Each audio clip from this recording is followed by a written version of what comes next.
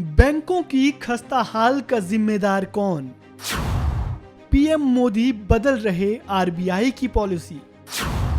कांग्रेस ने चुन चुन कर दिए सारे जवाब। बैंकों के निजीकरण को लेकर कांग्रेस केंद्र सरकार पर लगातार हमलावर है। शनिवार को कांग्रेस प्रवक्ता सुप्रिया श्रीनेत ने प्रेस कॉन्फ्रेंस कर सरकार को घेरा है।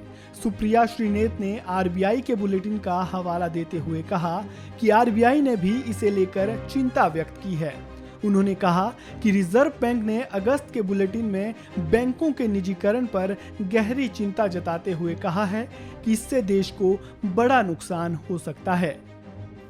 आरबीआई की एक रिसर्च यूनिट होती है। आरबीआई का एक बुलेटिन आता है। 18 अगस्त को आरबीआई का एक बुलेटिन आया। वो रिसर्च रिपोर्ट उसमें प्रकाशित हुई और उसमें साफ तौर से कहा गया कि ये जो अंधाधुंध सरकारी बैंकों के निजीकरण का प्रयास चल रहा है, प्रकरण चल रहा है, उसके बहुत ज्यादा नुकसान होंगे, बहुत उसके दुष्परिणाम होंगे।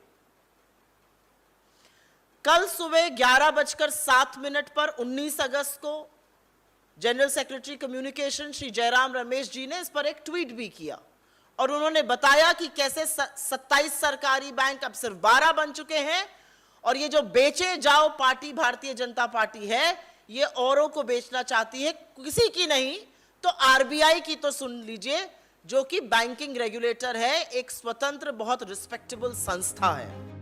वहीं आरबीआई ने इस रिसर्च रिपोर्ट से किनारा किया है।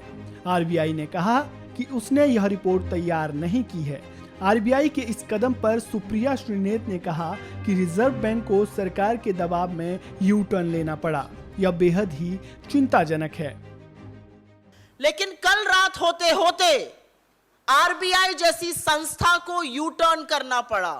The reserve bank of India had to be a reverse Bank of India to disown a report put out by its own research department. उन्होंने इससे किनारा काटते हुए, कन्नी काटते हुए कहा हमारा इससे कोई लेना देना नहीं है और फिर उन्होंने एक अपॉलोजेटिक सी प्रेस रिलीज कल रात को निकाली। यह सरकार के दबाव के कारण हो रहा है और यह पहली बार नहीं है कि आरबीआई को सरकार के दबाव को झेलना पड़ रहा है और उस दबाव के दुष्परिणाम नोटबंदी, याद रखिएगा, सबसे बड़ा है। आरबीआई कभी नहीं चाहता था नोटबंदी हो, सरकार ने नोटबंदी इस देश पर थोपी। आरबीआई के लाख रेजिस्टेंस के बावजूद और परिणाम सबके सामने है।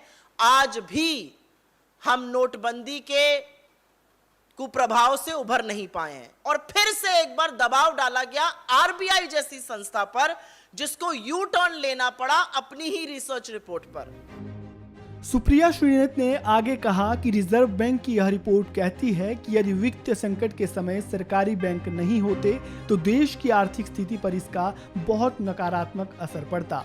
उन्होंने सरकार से आग्रह किया कि वह बैंकों के निजीकरण को लेकर अपनी मंशा का श्वेत पत्र लाए और उसे रिजर्व बैंक जैसी संस्थाओं पर दबाव बनाना बंद कर देना चाहिए।